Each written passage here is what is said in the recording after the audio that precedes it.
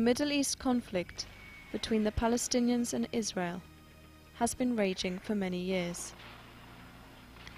Over the years, there were many attempts to negotiate a lasting peace, but all failed.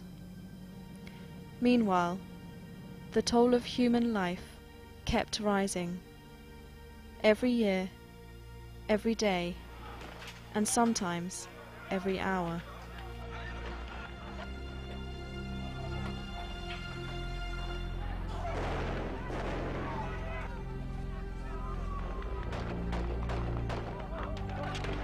Finally, there was a glimmer of hope, starting with the Madrid Conference in 1991. 2 years later, in Oslo, Norway, after a long, secret negotiation, an unprecedented declaration of principles was agreed upon, based on the exchange of land for peace. New hope seemed to be on the horizon. Together, today, with all our hearts and all our souls, we bid them shalom, salam, peace.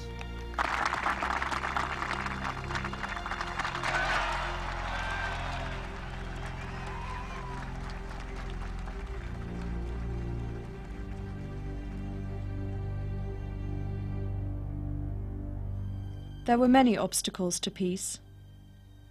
The status of 5 million Palestinian refugees scattered throughout the region, the borders between the two sides, and the future control of the borders with neighbouring countries, the sharing of the world's holiest city, Jerusalem.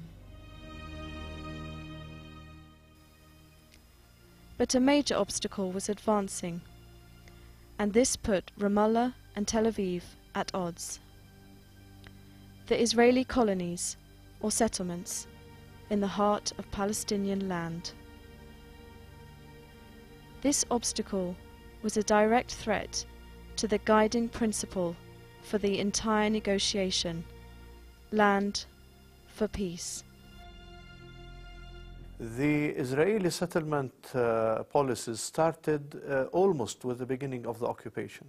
The different Israeli governments had different understandings of the same concept of settlements. The first settlement in the West Bank had been constructed a few weeks after the 1967 war. That was the Kfar Etzion. A year later, a bit more than half a year later, 1968, a group of settlers had moved to Hebron. They had moved to Hebron by the agreement back then, which had been done between them and the military. They were supposed to stay in Hebron only for a week and only during the Passover. Within 2 weeks after Israel conquered, already there were plans for settlements. There were plans for what we're going to keep. There were plans of giving Palestinian areas back to Jordan. The Jordanian option was the option of the Labour Party. So that the idea that this is our country, we've now grown our country. Now the trick is, how do we keep it and keep control of the land and make this all the land of Israel, but get rid of the Palestinian population? That, until today, from 1967 until today, remains the essential issue. Even those settlements were deeply rooted within the Zionist ideology. No clear policy within the ruling Labour Party of Israel had been set on how to begin the settlement enterprise. All changed in 1974 with the formation of Gush Emunim, the Bloc of the Faithful. The ideological settlement movement was born in the settlement of Kfar Etzion by some fundamentalist rabbis who claimed to be called by God to extend the borders of Israel from the Jordan to the sea. The ideology is that Zionism and the will of God coincide here in the land of Israel. That this land was given to the Jewish people by God, and nobody, no government, no individual has the right to give a piece of this land to anyone besides a Jew. It comes from the ideology of Rabbi Kook, the Orthodox Zionism, which didn't have the opportunity in 1948 to actually exercise this ideology because the original Zionism movement was secular.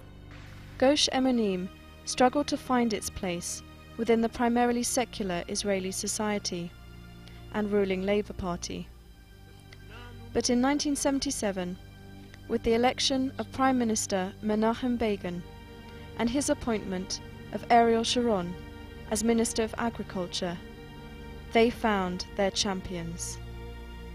The partnership between the hardline Begin and his settlement bulldozer, Sharon, changed the face of the occupied territory.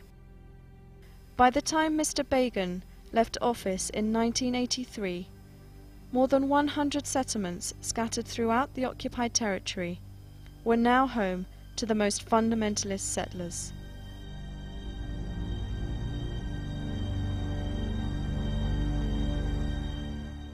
Sharon was appointed by Begin to be the head of the Ministerial Committee on Settlements. Sharon was charged by Begin with two things. One, to create facts on the ground, settlements, roads, infrastructure, everything. Facts on the ground that make it impossible to disconnect Judea and Samaria from Israel, to make Israel's presence irreversible, and secondly, to foreclose forever the establishment of a Palestinian state. The departure of Begin did not signal any significant change. His successor, Yitzhak Shamir, was a graduate in the same school of thought, hardline Zionism.